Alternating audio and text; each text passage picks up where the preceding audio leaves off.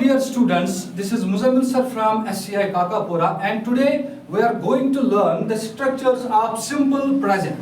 So first of all, I will start with positive sentences. How to make positive sentences of simple present. So what we do, we use subject, and after subject we use first form of verb, and after that we use object. Now it depends on the verb. If the verb is transitive, then we use object. If the verb is intransitive, then we don't have object. Now see in this example. For example, here I play cricket. Here I is subject, play is here main verb, the first form of verb, present form of verb, and cricket is here object.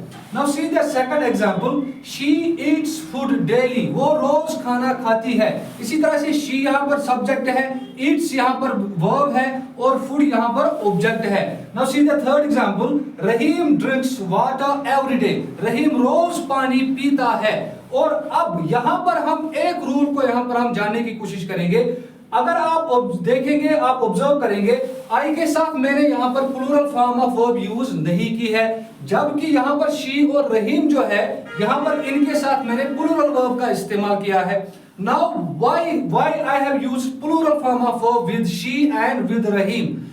The rule is that if we have third person singular and a noun, it always carries plural verb after it. Now see how to make negative sentences now. अगर हमें अब इस structure का negative sentences बनाना है, तो हम इन structures के negative sentences कैसे बनाएंगे? ये बनाने से पहले हमें ये जानना जरूरी है कि हम नेगेटिव बनाते कैसे हैं. तो हम कैसे एक सेंटेंस को नेगेटिव बनाते हैं? हम हमेशा पहले यूज करते हैं सब्जेक्ट के साथ कोई भी ऑक्सिलरी वर्ब, उसके बाद हम नॉट यूज करते हैं, और उसके बाद हम मेन वर्ब का इस्तेमाल करते हैं. So when we have to make a sentence negative, we always use an auxiliary verb plus not before the main verb. Now see how to make negative sentences of this structure. तो हम यहाँ पर क्या करेंगे? पहले subject को लाएंगे, उसके बाद हम do और does का इस्तेमाल करेंगे, उसके बाद not यूज करेंगे, उसके बाद V1. फॉर एग्जाम्पल अगर मुझे इस सेंटेंस का अब नेगेटिव बनाना होगा, मैं कैसे नेगेटिव बनाऊंगा इस सेंटेंस का? मैं I के साथ यूज करूंगा do, और उसके बाद यूज करूंगा नॉट, उसके बाद वर्ब की पहली form I do not play cricket. मैं क्रिकेट नहीं खेलता हूं.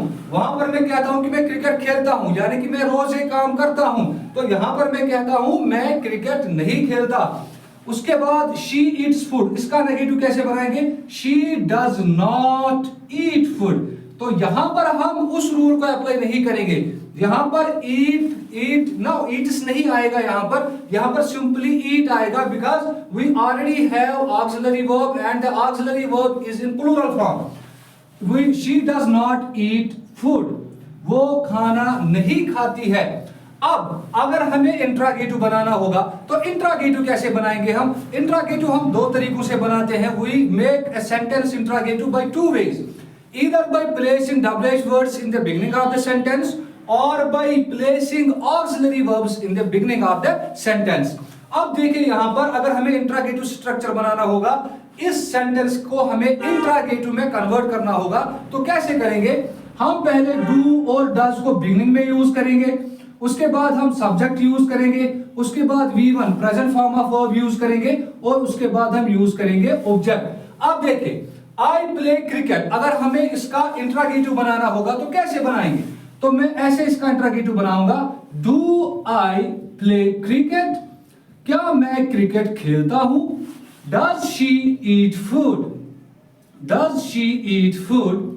क्या वो खाना खाती है? Do I play cricket. क्या मैं क्रिकेट खेलता हूं? Does she eat food. क्या वो खाना खाती है? Thank you.